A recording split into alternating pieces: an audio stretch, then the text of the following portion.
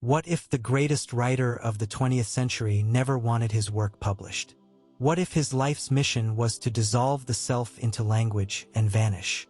This is Mythos and Minds, and this is the beginning of a 6-part journey. Today we begin Chapter 1, Franz Kafka, the man who wrote the Unknowable.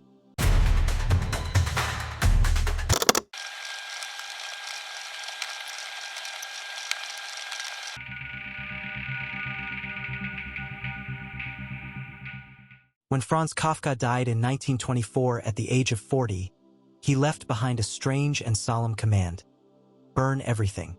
In a world where writers chase publication, fame, and legacy, Kafka stood apart. He did not seek recognition, he fled from it.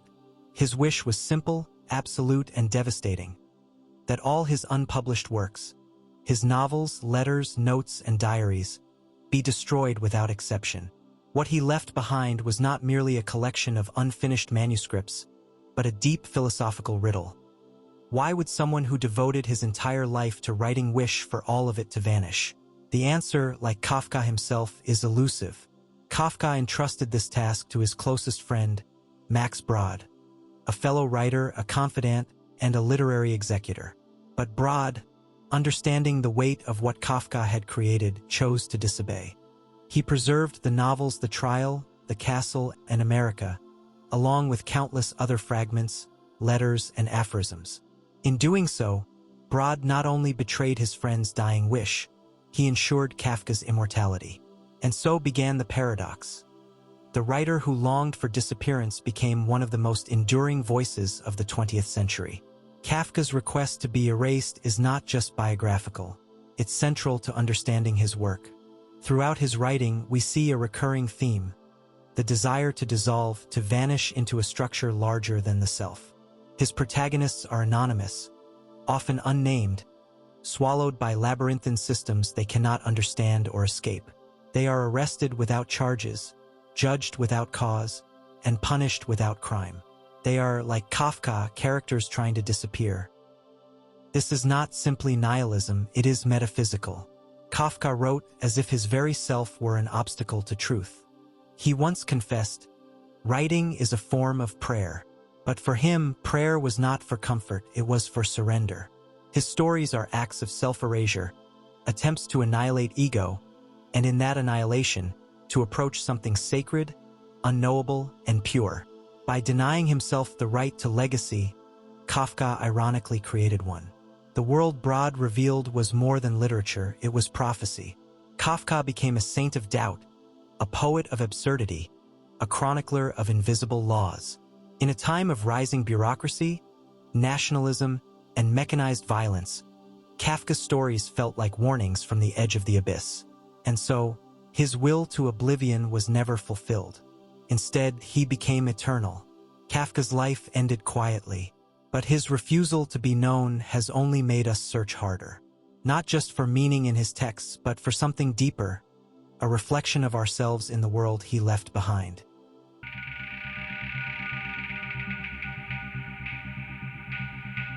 To describe something as Kafkaesque is to evoke a feeling, a disorienting, absurd, and often nightmarish sense of being caught in a system that defies logic.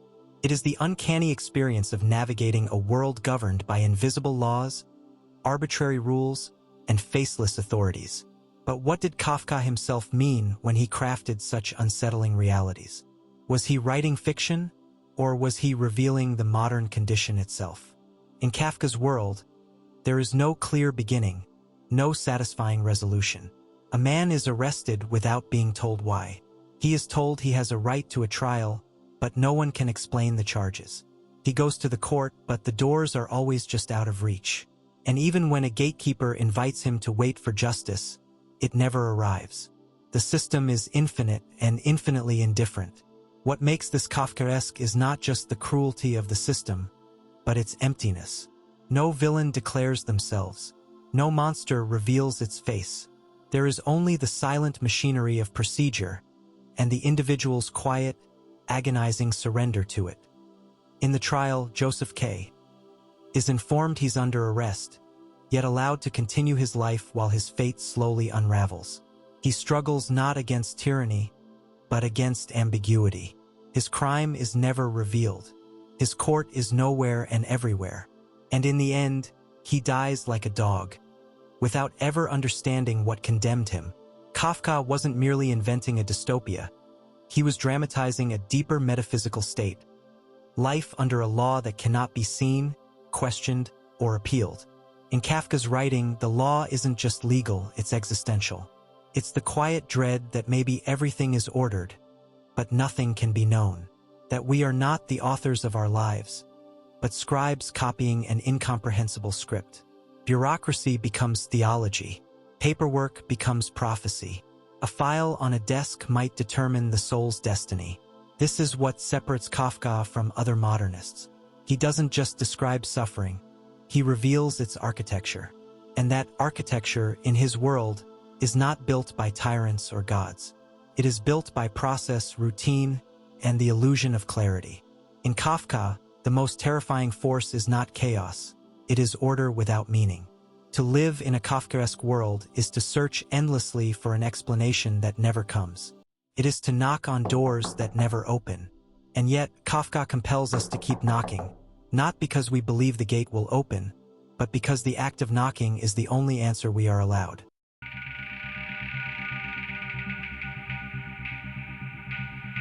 Franz Kafka lived quietly. A soft-spoken, formally dressed man, he worked by day as a legal clerk at the Workers' Accident Insurance Institute in Prague. He was diligent, precise, and invisible in the bureaucratic machinery he would later fictionalize.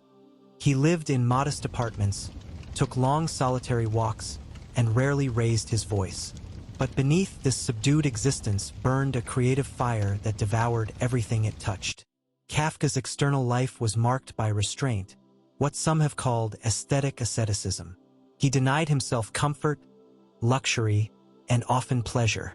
He ate little, fasted frequently, and maintained intense control over his routines. He avoided marriage and considered his own body a site of tension and discipline. But this wasn't merely eccentricity. Kafka's abstinence was part of something deeper, a personal ritual designed to sharpen his mind and purify his writing. Writing for Kafka was not a career, it was a compulsion. He saw it as a form of spiritual labor. In his diaries, he referred to writing as both exile and home, as torment and truth. The more he wrote, the more he became convinced that writing was a sacred act of self-erasure, a way to dissolve the ego, to extinguish the self in pursuit of something higher. He often wrote late at night, in the silence of empty rooms, while the rest of the world slept. These nocturnal sessions, often described in his letters and journals, were both exhausting and ecstatic. Kafka believed that true writing could only happen when the rational, waking self was suspended, when the conscious mind gave way to something deeper, stranger, and more truthful. In one letter to his fiancée, Felice Bauer, he wrote, "I am made of literature. I am nothing else and cannot be anything else." And that was no exaggeration. His devotion to literature came at the cost of nearly everything else. His romantic relationships with women, including Felice and later Milena Jasenska, were marked by longing, guilt, and distance. Kafka feared that love, marriage, and domestic life would consume the creative solitude he believed he needed. His body mirrored his mind's fragility. Kafka battled illness most of his adult life, tuberculosis being the final affliction that would end his life at just 40. Yet even as he wasted away physically, his inner life grew more luminous, more intense. He wrote feverishly, as if to burn through himself, to become only voice, only thought. Kafka's life was not dramatic in the traditional sense. He never led revolutions or made grand declarations. But inwardly, his life was ablaze, a relentless search for purity, for language that could pierce through the noise of existence and reach the silence behind it.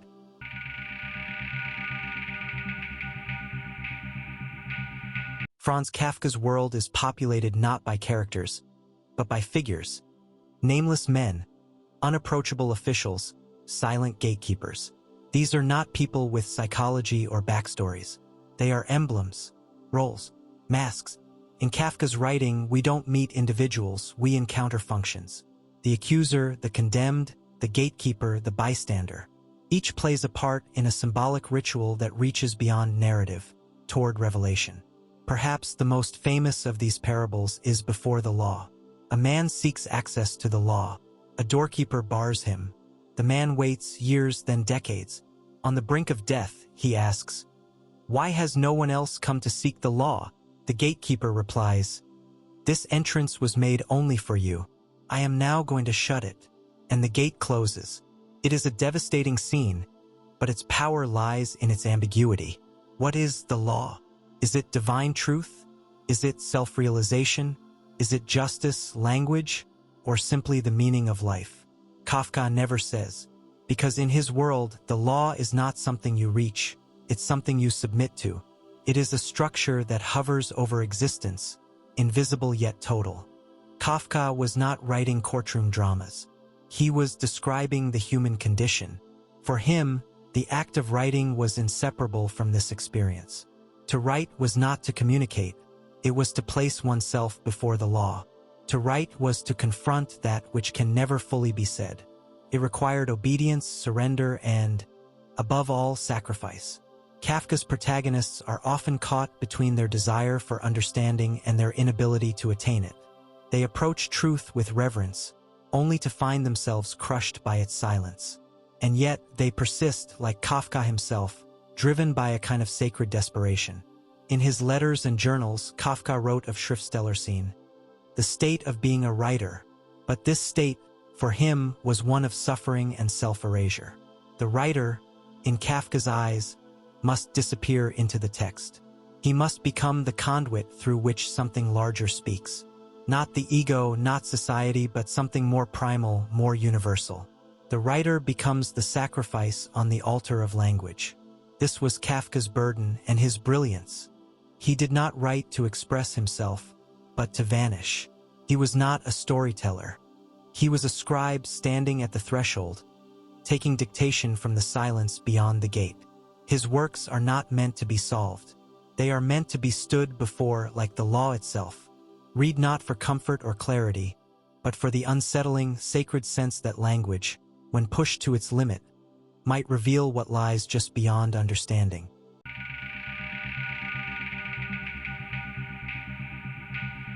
His most famous stories, The Metamorphosis, A Hunger Artist, The Penal Colony, do not feature grand plots or triumphant arcs. Instead, they trace a quiet and tragic descent. A man turning into a vermin, a performer starving behind a cage, a machine engraving punishment into flesh. These are not just physical transformations. They are spiritual annihilations. Kafka's protagonists do not die in battle. They dissolve, fade, and are forgotten. In The Metamorphosis, Gregor Samsa awakens to find himself transformed into an insect. But the real horror is not the transformation, it is the indifference that follows. Gregor, once the sole breadwinner of his household, is now a burden. His family's discomfort turns to shame, then revulsion, and eventually to quiet celebration when he dies. What Kafka reveals here is the dehumanizing force of labor, duty, and alienation. Gregor was already bug-like in his life. The transformation only made it visible. Similarly, in A Hunger Artist, we meet a performer who starves himself as an art form. He is once admired, then ignored, then replaced. His suffering becomes invisible. When asked why he does it, he answers, "Because I couldn't find the food I liked." It is a simple statement, yet profoundly existential. Kafka's Hunger Artist isn't just physically starving. He is spiritually unmet, fundamentally misplaced in a world that no longer sees him. These stories are not just about isolation, they're about the disintegration of identity. In Kafka's universe, the self is never stable. It is always on the brink of vanishing, and often vanishing is the only way to survive or to be true. His characters withdraw from the world not out of despair, but as a kind of protest, a final act of clarity. To disappear is to reclaim something sacred in a world that flattens everything. Kafka himself wrestled with this constantly. He feared that love, family, even companionship might draw him away from his real task, writing. He broke off engagements, distanced himself from friends, and accepted his tuberculosis diagnosis with eerie calm. Death for Kafka was not a defeat. It was the only context in which his writing could fully speak. And yet, despite the suffering, despite the disappearance, Kafka's stories shimmer with beauty. His language is precise, his irony razor-sharp, and his images unforgettable. The dying insect, the unvisited artist, the condemned man beneath the machine. These are icons of the modern soul. Kafka wrote from the margins. But in doing so, he revealed the center, the lonely, aching truth that to be alive is to be misunderstood, and that to vanish, perhaps, is to be seen most clearly.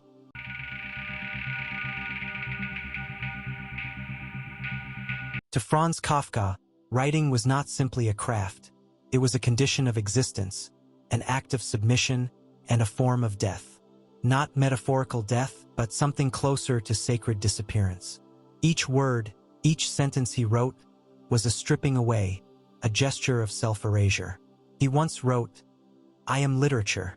I am nothing else." For Kafka, the act of writing was inseparable from the process of annihilating the self, because only in that annihilation could a deeper, purer voice emerge. In Kafka's letters and diaries, we see this belief take shape. He described writing as a constructive destruction, a space where personal identity dissolved into language. The more he wrote, the less of Franz Kafka, the man, the body, the civil servant, remained. Writing became his form of asceticism. Where monks once fasted, Kafka wrote. Where mystics sought divine silence, Kafka sought the perfect sentence, one that would obliterate the ego and lay bare the bones of truth. But this wasn't despair, it was devotion. Kafka saw language as a sacred paradox, the only tool we have to approach truth, and yet the very thing that separates us from it. His characters stumble through their lives surrounded by words, legal documents, decrees, instructions, trials, and yet they understand nothing. Language is everywhere in Kafka, but it's never stable. Promises meaning, but delivers ambiguity. The more his characters seek clarity, the more obscure the world becomes. And yet Kafka never stopped writing, because in that very impossibility of meaning, of understanding, of communication, lay the core of revelation. For Kafka, writing was a way to obey an inner law, a commandment more absolute than any human decree. He wrote not for the reader, not even for himself, but for something higher, something like the divine. In one of his diary entries, he described this as the light of the law, a radiance just out of reach, glimpsed only when all else is stripped away. Kafka did not believe in salvation through writing, but he did believe in exposure. To write was to become naked before the world, to be judged, misunderstood, forgotten, and still to offer up the words like a sacrifice. He accepted the cost, even if it meant loneliness, obscurity, or death. In the final pages of his life, Kafka was physically fading, consumed by illness, barely able to speak. But even then, his pen moved, his notebooks filled with fragments, parables, and prayers. He knew his words might never be read, and still he wrote, because to write was to vanish, and in vanishing, reveal what no one else could see. Franz Kafka did not chase meaning. He wrote to show that it escapes us. He wrote not to be read, but to reveal that reading is never enough. Not to be understood, but to illuminate how fragile understanding truly is. His stories were riddles without solutions, questions without question marks, and mirrors without reflection. And still, we return to them. We return to the man who never wanted to be known, and in doing so, we make him eternal. He is not a puzzle to be solved. He is the writer of puzzles themselves, prophet of ambiguity, a witness to the silence between all things. Kafka's world was one of eternal doorways, vanishing paths, and invisible laws. And yet, his voice cuts through time, clear, strange, unmistakably human. In the shadows of the modern world, his pen still moves. Join us next time on Mythos and Minds for Chapter 2, Metaphor, Metamorphosis, and the Struggle to Write. Until then, remember, the gate may never open, but the act of knocking is in itself a form of truth.